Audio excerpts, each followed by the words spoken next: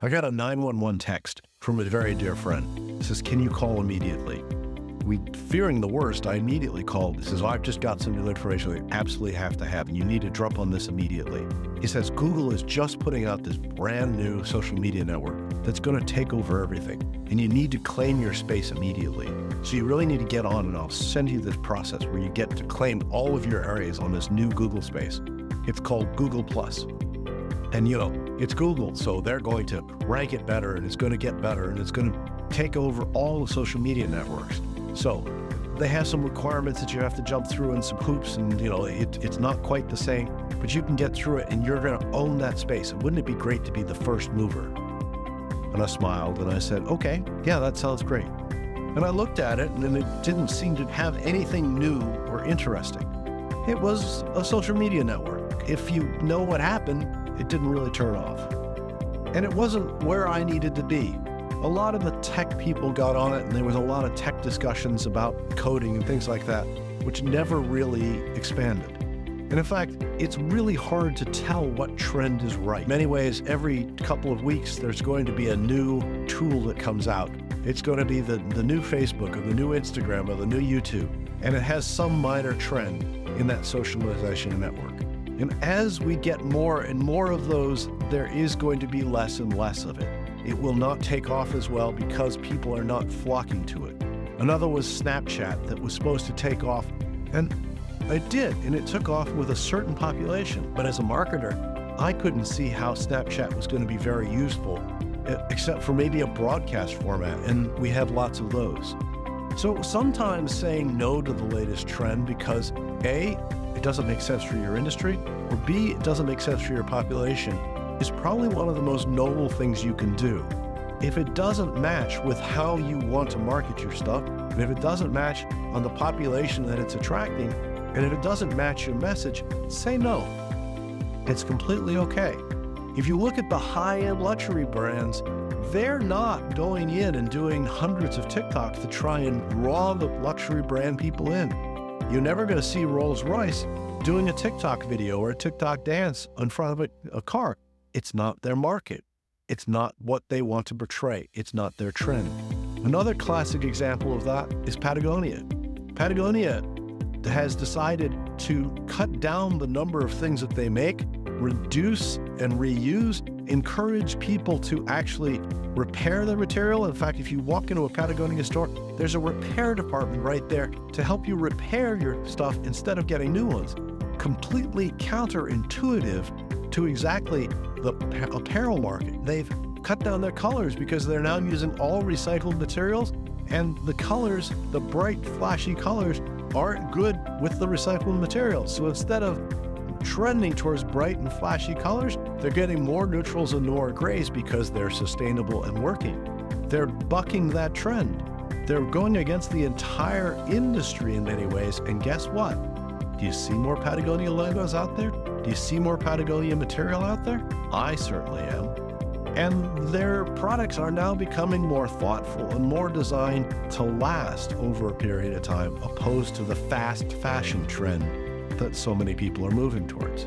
So not only is it in social media, it's also in all of the older businesses. Sometimes sticking to your knitting and doing what you know to do and do it well or spectacularly well is much more efficient than trending to the next set of threads or the next Instagram killer or the next social media hack, because sometimes we can spread ourselves out. This podcast is only being distributed on a few specific areas that I think are the most effective tools.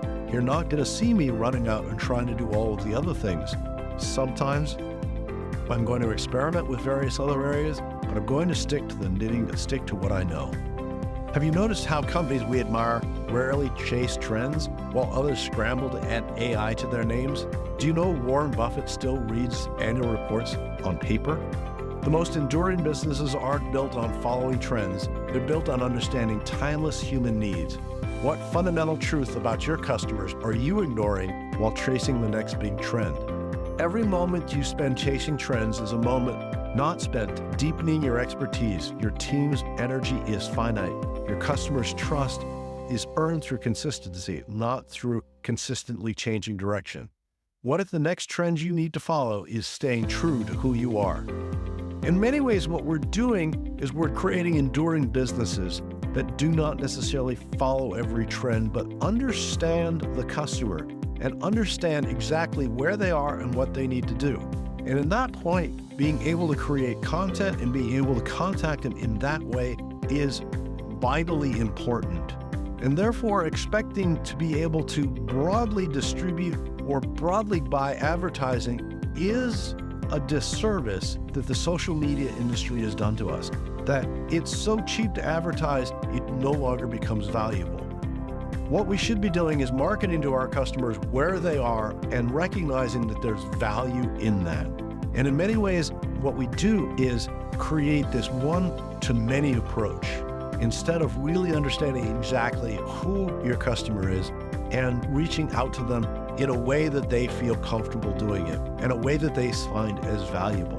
One of the most powerful things I've seen lately is one individual who actually is selling a large packet of material, a large training course, and anyone who is interested that fills out a document, they actually record a personal video to them speaking about their information and giving them reasons why to buy. Another favorite group of mine is a seafood seller, and he sells packages of seafood. And you can buy these gift baskets of all of the great seafood, and you can deliver it to them. And when he does, he also sends a video with your logo in the background explaining exactly what they got and exactly what's in there. So they actually have a personalized product that is created over a period of time. It's a spectacular way of personalizing it as well as letting them know exactly what happened, and a great piece of marketing. If someone thinks that they want a personalized basket of frozen fish, these are the perfect people to sell. So what does he do? He created a personal video to you to explain what was happening, and he now has created a contact between the two. It's absolutely brilliant. It's one of the great things that we see. So one of these trends, and he's not going into creating one-to-many, he's creating one-to-one or one-to-a-few. Hopping on these personal trends when there's millions of people out there, that means that there are other people trying to chase that. And sometimes it's better if you chase it a different way, if you market it in a different way. What I'd love you to do is I'd love you to step back and I'd love you to think about your customers and where they are and what kind of marketing you can do. A lot of times they called it guerrilla marketing, where you had a targeted group of people that you could see on a regular basis. And that targeted group of people is not mass, it's small. Now, they may be on a social network, but they may be in a private group. They may have their own social media network. I know real estate has several of them. And getting on that is really difficult. But if you're providing good information and targeting in the back end, that may be a solution. So what I'd like you to do is I'd like you to think about where your market is and what is the key, what is that thing that lets you know that you found the right person. When I created a product for productivity, I used to talk about the productivity and how you got distracted over a period of time and lost things. And occasionally, what I would do is I would talk about getting up in the morning and having to go grab my glasses, and they weren't where they were supposed to be. So you walked around patting all of your areas to try and find where it was. Now, I would usually do this in a public forum, and it was on stage, and anyone who laughed or shook their head, 80% of them would walk back and get that product.